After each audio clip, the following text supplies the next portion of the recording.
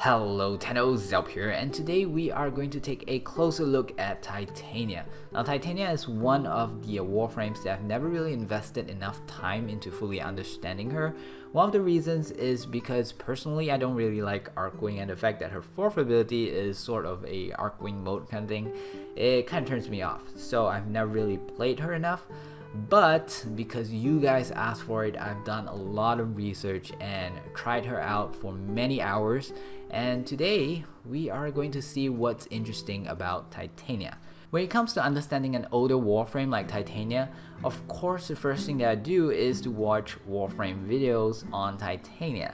Now this is really important, especially for my videos, because I want to make sure that there is no repeating contents. Otherwise it's just going to be really boring. I want to make sure that whatever there's features in this video is going to be things that you would most likely not know, even from wiki, even from watching videos. So that is something very important, and it also helps me to understand the basics of what the majority knows about Titania.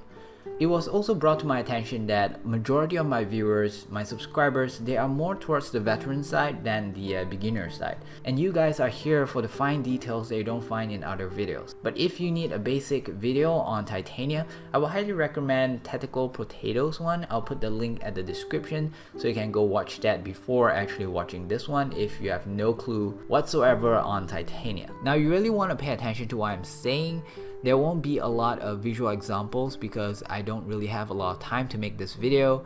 So first of all, I'm going to talk about the interesting things about the abilities, and then followed by the builds and what abilities they should focus on and why. So first ability is Spellbound, and the radius is only 5 meters. As a point of reference, you can think of Frost's Snow Globe, which has a default radius of 5 meters as well.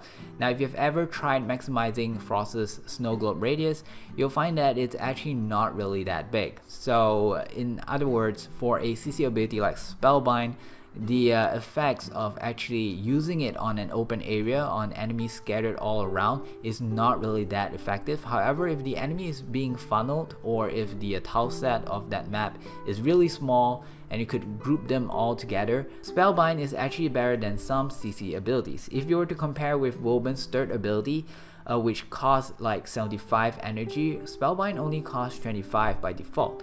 And on top of that, the duration wise, Spellbind is slightly longer than Vauban's third, and also Vauban's third ability has a limitation on how many enemies it could capture, while Spellbind does not have that limitation. And to top it off, Spellbind could be used on allies to remove status effect and grant certain duration of immunity. And to all those Oberon fans out there, you guys know how useful this could be. One of the things about this ability that annoys players a lot is the fact that when you hit the enemy gets pushed away and drifts further and further apart from each other. And that's going to be hard if you want to kill the enemy then and there. However, of course, there is a bright side, because the enemy actually drops his weapon, especially if it's a ranged enemy, and he will have to come all the way back to retrieve his weapon before he could continue attacking. So that is the bright side, but most of the cases people wants to use that ability as a CC and then kill the enemy immediately, then and there. So what you need to do is you need to select the correct weapon. So not all weapons actually push the enemies further back. For example, lasers, projectiles, and energy-based type weapons like the Supra does not push enemies back, whereas hit, scan, explosion, and all melee attacks does. From the videos I've seen, a lot of the YouTubers does not actually speak highly about Tribute, which is the second ability of Titania. Now this is probably because, in my opinion, most of the aboves is not even worth your time spending like gathering them and also maintaining them, and not to mention the energy that you actually require to use to get them. However, there is one buff that I would highly recommend, which is also a really common buff called Dust. Now I want you guys to think for a second. The archwing mode of Titania, which is her fourth ability, Razorwing, turns her into a small little fairy, and she has a passive that grants her 50% chance to evade attacks. Now if you have Dust on as well, it actually reduces enemies accuracy by 50%. Now at first I thought that it might be additive. That means, you know, 50% plus 50%, that would be 100% a chance of dodging, but no, it doesn't work that way. So then I thought it should be like multiply-ish, multiplicative. So basically, if the enemy has a 100% chance of hitting you, that means 100% accuracy. Removing 50% out of that 100%, that means 50% of the time he will miss you. And then with your internal, you know, when you're in Razorwing form, you have that other 50%. That means the enemy can actually hit you at only a rate of 25% at a time. Now that is pretty cool. But when I really test it out, it doesn't seem so. In fact, if you use it against the corrupted lancers, you find that it's almost, I don't know, like 90% or 95%-ish chance of dodging everything, and that really makes me wonder a lot more. Then I tried with a different set of enemies, and then I realized the problem. So let me explain. A corrupted lancer uses a Dara. So over here I have a Dara, and you can see the stats of the Dara. The accuracy is 100. And what this means is that whenever you fire it, it goes pinpoint accuracy to the spot that you want it to hit. And this is just like really good. However, something happens when you reduces the accuracy of the Dara. So for example, if I were to put a heavy caliber that supposedly reduced the accuracy by 55%, it turns from 100 to a 7.2, and then now when you attack, it looks something like this. Now we have talked about this in a previous video, so if you're interested to know like why this is and stuff like that, I will put the link at the description so you can take a look. Now next, we're going to look at the Drakata. So I do not actually have the original one, I only have the Prisma one. I may craft it in the future, but right now we're just gonna have to make do with this. Now the point of showing you guys this one is because most of the Lancers actually use a Drakata. So for example, if I were to use Arrayed Lancers, for example, you can actually see them using the Drakata. Now over here, by default, its accuracy is 28.6, alright, and it looks something like this. So let's see, let's just point at this part. Yeah, it's really messy and it looks something like that. Alright, now see what happens when I put in a heavy caliber. Okay, now it drops to 15 point something, and it will look something like this. Now I don't know if you could even see the difference, because the difference is not a lot. It's really insignificant. So that means having accuracy reduction on the Drakata itself doesn't really help you much. So this also means that using dust on things like Lancers with the Drakata is not as great as using dust on Lancers with the Dara. Now another thing I realized is that if you were to summon a Lancer, okay, and you were to stand somewhat in range, you'll still see him miss even though you do not have the dust on and stuff like that. Okay, you still see it miss. According to my logic, with the Dara, he should have 100 accuracy. That means he should hit every single time, but he's not hitting even though I'm not really moving. So what's going on here? Now most likely, the NPC itself has some kind of program on its aimbot such that he will miss a certain amount of time. And this is something important to keep the game feeling realistic. Imagine if every single enemy will hit you at pinpoint every single shot. You won't have a chance at all. So just to clarify, there is the weapons accuracy involved, there is the NPC aimbot accuracy, and then there is also you and your hitbox and your movement. So over here we have the Arrayed Lancers, similar to the Corrupted Lancers that I showcased just now.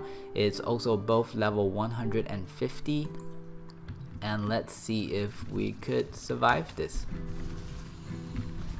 So it's very important to get the buff soon. I'm actually taking cover behind a beam while I try to get my buffs. Holy crap. Ooh, I need 2 more. There you go. Okay, so at this point I have my maximum dust, and also I'm in Razorwing. Okay, obviously I'm getting hit a lot more frequently than the Lancers. And there you go. As far as the other buffs on Tribute, I really don't have much to say because to me I don't really find them useful. So for example, Torn, it reflects 25% damage. Now there was a small discussion in my Discord where some believe that it actually redirects that damage. That means you don't actually take that 25% damage, and in that case it's actually really good. But I've tested it out and it seems like you actually absorb the full 100% and then you deal like 25% after to the attacker. So it's not really that good considering enemies attack is probably not that high. And then you have Entangle that reduces enemies movement speed, which again it's not really something that great. And then after that you have Full Moon. Now to me, Full Moon is probably one of the most useless buff over here, because the fact that especially if you're running alone. So let me explain why. Like if you see okay, over here the game, I actually brought my Kava to show you guys. Now the moment you go into your Razorwing mode, your companion disappears. Now this same goes to Sentinels, so everything disappears. So yeah, it's not going to increase your companion's damage, it's only going to increase like other people's companion damage, which is like, I don't know, do you think that's even good? The third ability, Lantern, I don't really have much to say about it. It does what it say it does and it's pretty straightforward. I would say that the explosion damage is pretty high and it's pretty good for low levels, but it doesn't really scale that well. So at the end, if you really want to deal damage with Titania, you're gonna have to rely mostly on Razorwing. For Razorwing, it's quite straightforward. The primary weapon is the Dex Pixia. It prioritizes on 80% on slash. So since it has a really good status chance, if you mod this with status, you're gonna do a lot of slash procs, and like bleed is the current meta, so that is really good. And also the critical chance is actually not half bad. I would actually recommend going for a bleed and critical build instead of focusing on things like elemental mods and also physical damage mods, because those things doesn't actually increase the bleed damage. So if you were to mod it that way, you actually lose out when you fight against things like armored enemies. Now when it comes to picking between a rifle mods or shotgun mods, that means your primary weapon to use a rifle type or a shotgun mod type, I would actually go for the rifle one, because rifle mods have more critical chance and also critical damage mods.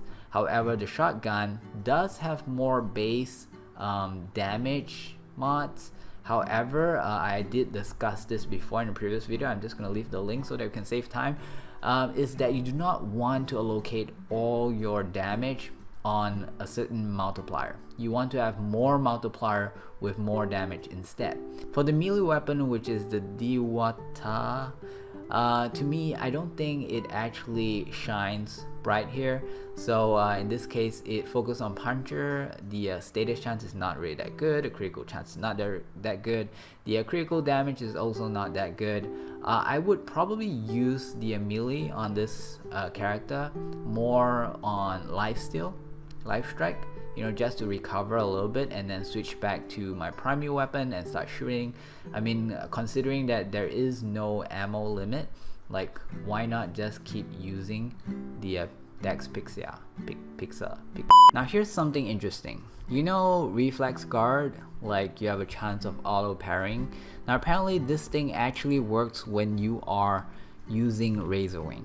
So for example, if I were to summon some enemies, okay, and I were to use Razorwing, so you can actually see yourself blocking. Now this got me really excited for a while, because the thing that was coming into my mind was that you know, if you use a hammer, like in my case, I'm actually having a hammer as a melee. Now hammer type weapons actually could remove as in reduce the damage when blocking by 85%, and that's really good. But then after that, it sort of hit me that when you're in Archwing, your melee weapon is not a hammer, it's some kind of blade or sword kind of thing. And how do you know like how much damage reduction is actually been done from this? And also another thing, if you were to tap the right mouse button, which is what you usually do with the melee weapon to block, you actually do not see any animation of blocking, but it is actually really blocking. To spare you the boring details, basically I just keep getting attacked by enemies over and over again, drop down the damage that they're dealing, and then go in again while blocking and record the damage being taken, and then minus off and find the percentage. And turns out that the Archwing melee weapon has only a 30% damage reduction when blocking. Now I don't really do builds on my channel, but because I'm actually gonna publish a simple gameplay of me and some friends going on the Void mod with my Titania, and over there we actually lasted up to an hour, and the only reason we gotta go is because someone wasn't prepared, and also we just decided like an hour is long enough. But the Titania actually withstand that whole duration, and it could actually go on. So most likely you guys will be asking me what is my build. So in order to just save time for the both of us, this is the build that I'm running. I would recommend probably swapping out redirection for quick thinking, and I think that will actually save you a couple of times. However, you will have some energy problem, because considering that you won't be able to get things like energy vampire from any trinity or plates when you are in Razorwing mode. What I do for energy is really to collect orbs, and also whenever my focus is ready, I will remove my Razorwing, then quickly press on the plate, and then I will go on my focus. And throughout the duration of my focus being turned on, I'm actually regenerating energy, and then once it's done, I will just quickly go back to Razorwing mode. Just to answer a few questions, Aviator does not work on Titania's Razorwing, and also the Vicious Spread from Shotgun mods works the same as the Heavy Calibers from the Rifle mods. Okay, that's pretty much it for this video. If you have anything that you'd like to add or any tips that you'd like to share, don't forget to leave it at the comment section below. Also, if you are not a subscriber, don't forget to subscribe and also leave a like if you think that I did a good job, which is debatable. Okay, have a pleasant day. Bye bye.